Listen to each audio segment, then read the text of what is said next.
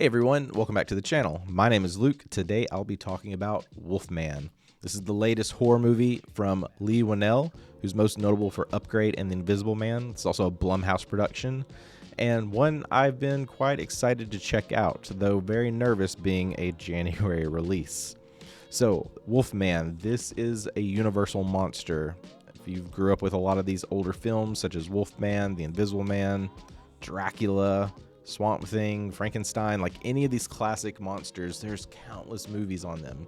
But the Wolfman, it's been a minute since we've gotten a new take on this. I will say I've not watched all of the original, but some of the other, I guess you could call them spin-offs or, other takes on this classic creature I've seen.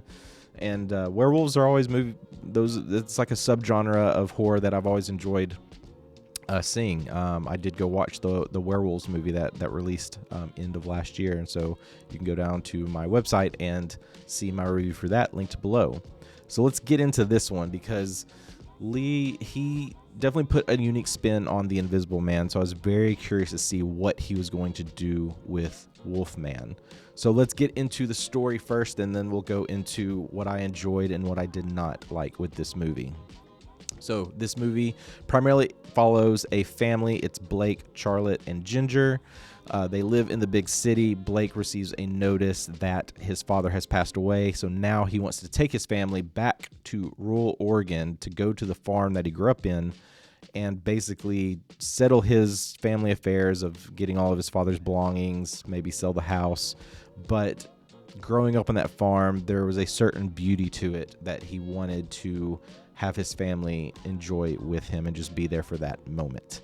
And family is such a big part of this story. We start the movie off with Blake when he's younger with his father as they're out hunting. A lot of that father-son dynamic of, being there for each other, but father wanting to make sure his son is listening and paying attention and being safe about things. But we quickly discover that there's something in the woods there. We don't really know what it is. They're out hunting for a deer, but we know that something else is there. And I have to say, the opening sequence was pretty thrilling. It had me tense, had my heart racing, had me on the edge of my seat. And then moving past that, I will say the cinematography in this is quite incredible. This is one of those movies, you're pretty much at the farm the bulk of the movie, in this forest, in the mountains. The attention to the shots in a lot of them are pretty incredible. There's also a few moments in this movie where it goes really, really dark, and initially you're going to be scratching your head of why is it done this way, but you quickly see what's going on.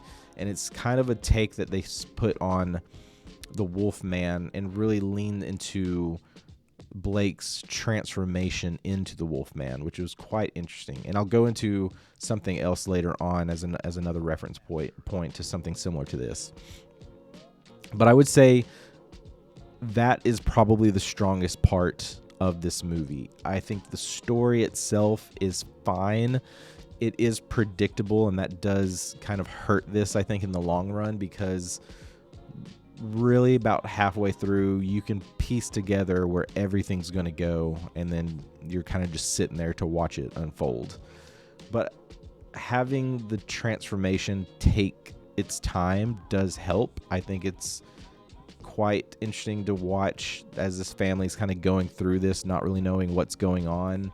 It does lean into some body horror for this transformation, which is pretty cool. The transformation itself is not what most people are going to expect, especially if you are familiar with other werewolf movies. I mean, you think of any of the classics, Werewolf in London, some of those that have pretty iconic human to werewolf transformations. This is a little bit different, so I think it's one where people are either going to like it or not. Very similar to what we had with Nosferatu and Count Orlok and the change that was happening there. I can see that happening here. Overall, I'm okay with it. I think the kind of slowness of the transformation and watching as this family is kind of not really sure what to do or how to handle it, I think a lot of that worked, but the big problem was just the general predictability and with some of the acting as well. When it comes to acting, we're really with these three people. Christopher Abbott, big fan of. I think he was a huge standout in Possessor, and I think that's what really kind of set him off the charts and got him into so many other movies. And the bulk of what he's in, I've really enjoyed. Julia Gardner. I'm a big fan of Julia Gardner, but this performance I just did not buy as a mother, even as the wife. There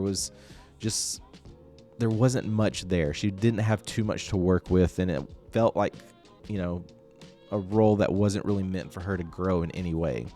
And then Matilda, who plays the daughter of Ginger, I thought she was fine. She kind of owned that role. A lot of this is, again, about family, the relationships. It's her relationship with her dad, and that's a big point as well. In terms of the action and the horror, I think overall it's fine. Like I said, the predictability kind of hinders it. What you see in the trailer as well is a big part of this movie. It's another part I think that really messed up is the marketing. Seeing the early hype, this movie probably was overhyped. Now, say this, and I'm being a review channel, like just, definitely avoid social if you can. If there's a movie you're looking forward to, try to avoid and go in as blind as you can, because that's always like the best experience. But this is one of those cases where I just saw a lot of information probably too early, so I had certain expectations going into this and probably shouldn't have that. But overall, Wolfman, I think it's a very interesting take. I think it's a gorgeous movie. I think Christopher Abbott did what he could to make it really entertaining. I think there is some cool horror elements, but the story as a whole just didn't quite work for me. This movie, if you want to see another horror movie that's really from a similar perspective of what someone's going through as they're changing into something else, if you have Shudder, go check out the movie Mads. That's what that movie's about. It's not a werewolf. It is another kind of monster, but that one, it's really, really good. And if you want something similar to this, go check out that one. Highly recommend it. So that's my take on Wolfman.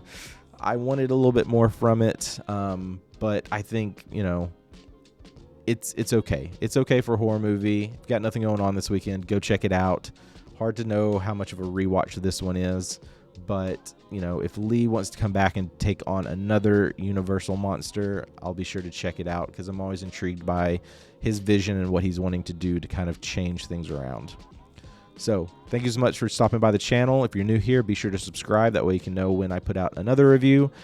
Pretty excited. We have Severance Season 2 coming out, so I plan to talk about that. I've got a couple of other movies to review soon. Also have a brand new Arkansas film that I'll be talking about as well. So hope to get all of those out within the coming week. Hope everyone has a great weekend. Let me know in the comments, what movies are you watching this weekend? Do you have favorite monster movie by any chance? Would love to know. Could be a classic, could be a remake of one, could be something original. Let's talk about that in the comments. Thanks again. We'll see you soon.